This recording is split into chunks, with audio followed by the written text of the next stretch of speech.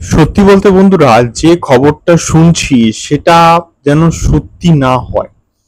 সত্যি হলে খুবই খারাপ হবে, খুবই দুর্ভাগ্যজনক একটা কিন্তু বিষয় হবে বলে আমি অ্যাটলিস্ট এখন মনে করছি।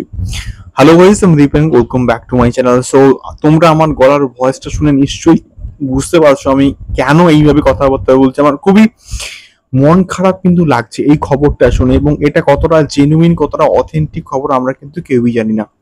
তো রোস্ট সাকিব খান হেটার্স একটা ফেসবুক পেজ কিন্তু আছে, এবং তারা একটা বিষয় দাবি করছে।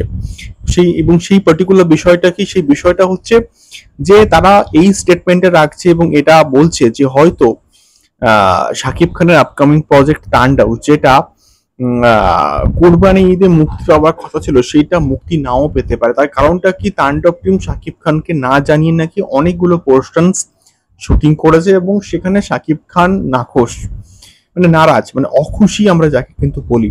তো সেই পার্টিকুলার যে বিষয়টা, তার জন্য শাকিব খান অখুশি হওয়ার কারণে হয়তো কিছু যে পোর্শনস গুলো যেগুলো শাকিব খানের বাকি রয়েছে, সেগুলো হয়তো শাকিব খান হয়তো শুট করবে না, বা মেবি অন্য কিছু হয়তো কারণ হতে পারে।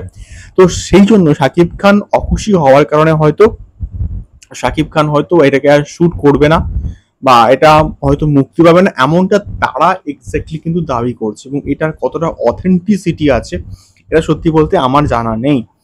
তো ইন বিটুইন আফরান নিশোকে নিয়ে একটা কন্ট্রোভার্সি কিন্তু হচ্ছে, তাণ্ডবকে বয়কট করা, এই সমস্ত বিষয়পত্রগুলো কিন্তু আমরা দেখতে পাচ্ছি।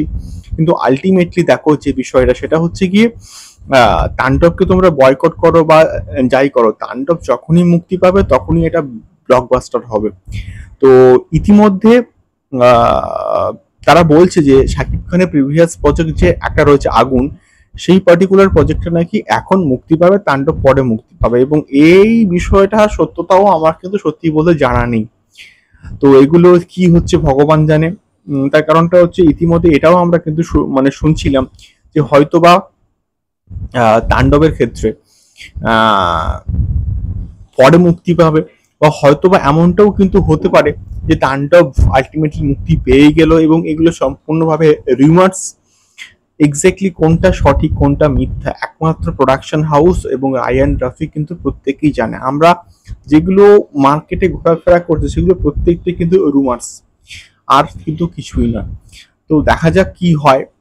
কুরবানি ঈদে আমরা প্রত্যেকে চাই তাণ্ডব মুক্তি পাক, সবাই কিন্তু অধীর আগ্রহে কিন্তু ওয়েট করে আছে। এবার ভেতরে কি ঘটনা হয়েছে কি না হয়েছে এটা আমরা কিন্তু জানি না। জানলে তবে আমাদের কাছে একটা ক্লিয়ার কাট কিন্তু খবর আমরা পাবো।